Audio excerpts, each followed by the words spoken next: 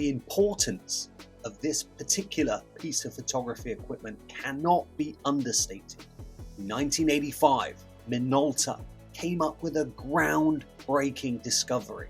The research and development that went into this particular item changed the face of photography forever. There have been a few milestones since the beginning of photography, but something which changed all of us was the introduction of autofocus.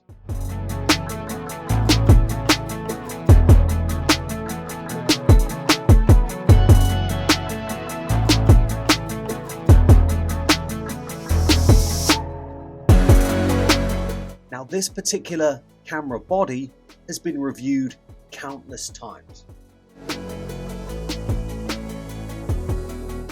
This is me telling you, inviting you to come aboard and belong to a club that owns the most important camera, certainly of my lifetime. My Minolta Maxxum 7000 has helped me develop my photography,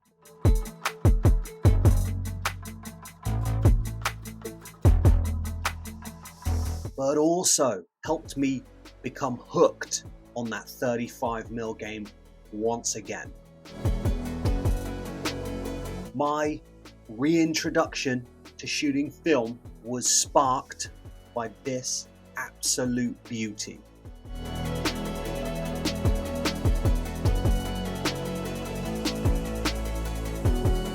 Now, I understand there are a million better cameras out there. I'm exaggerating, but there are a ton of better cameras.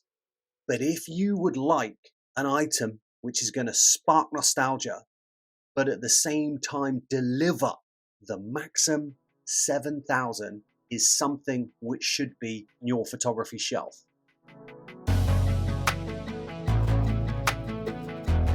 If you're making YouTube videos, if you have a shelf in your house, this item should be on it. The Maxxum 7000 sells today for anywhere from free, because it's in a friend's closet, under the bed, in the loft, in the garage, up to maybe 20 bucks. Most of these cameras are sold with a kit lens. The kit lens delivers great results.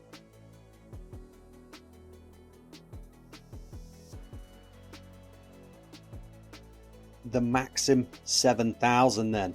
This is the battery compartment. You can have a compartment that holds AAA's or AA batteries.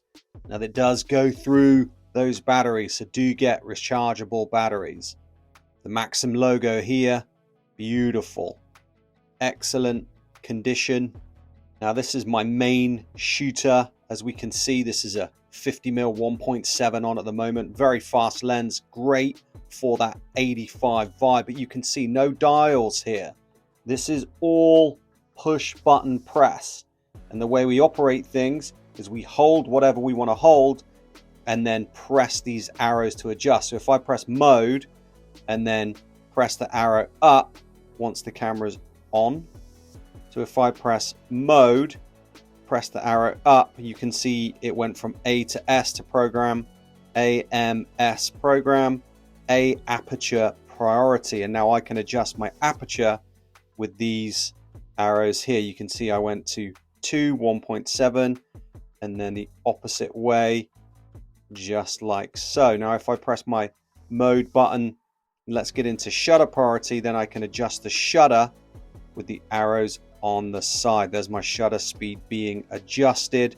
Or if I hold mode and then come down to program, then the shutter and the aperture are being controlled by this absolute beast.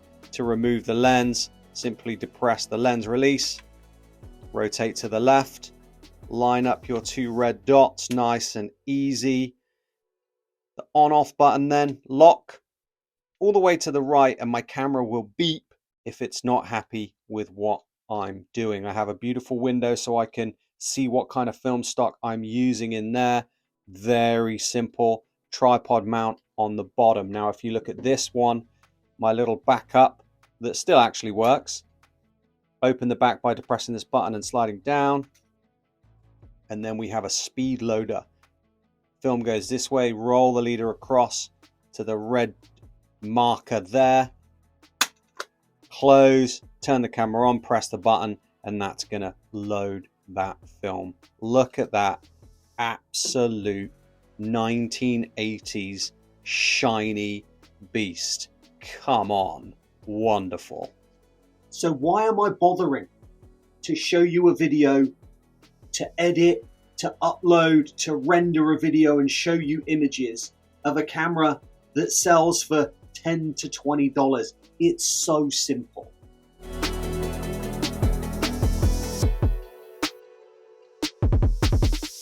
This is one of the items that you should be looking to purchase if you shoot 35mm. There is no other camera body that is like it, for good reason. It's not the easiest of camera to use. It's not the easiest of cameras to get to work. What it does really well is it takes you away from the operation of the camera, because you can just stick it in auto mode, and pushes you more toward composition. You can use this like a point and shoot.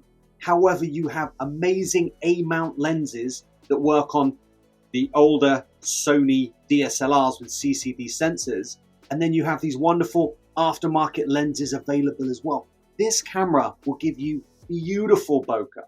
It will give you a wonderful landscape picture. It will do everything that you need an SLR camera to do, but it's going to do it with 80s, 90s wonderful vibes. Do not discount these older plasticky cameras. This Minolta Maxxum 7000 was made in Japan. It's a Japanese built, beautiful powerhouse, and it changed the photography game forever.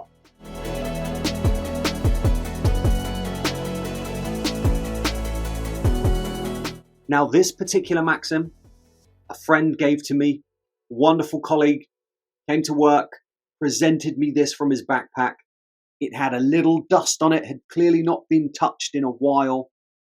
I put new batteries in it, gave it a clean, boom, it sparked up straight away. That is a testament to the build quality of these cameras. And it was a gift from a friend, so I'm never selling it. It's going on the shelf. It's gonna be used. I've already put a roll of HP5 through it, and I'm thoroughly enjoying those old school vibes. Wonderful camera, wonderful vibes. This is the one you should be looking to get. This is the camera that should be on your shelf, preferably by the exit to the front door with a roll of film inside it, ready to go. And I would also suggest keeping a 50mm, a nifty 50, and zoom with your feet. Really helps your photography, and it helps you consider those compositions.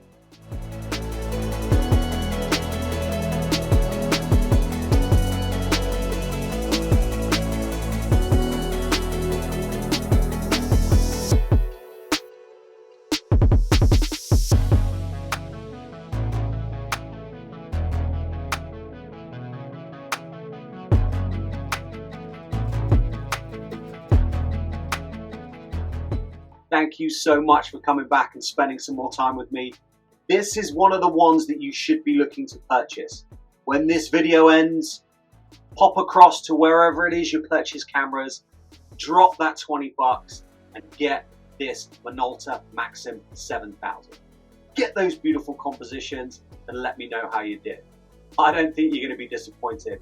If anything, stick this on the shelf upstairs and watch how many comments you get from your buddies when they walk past this beast. I would liken it to parking a BMW in the driveway and watching how many people stop and say, wow, that is the coolest thing I've seen all day.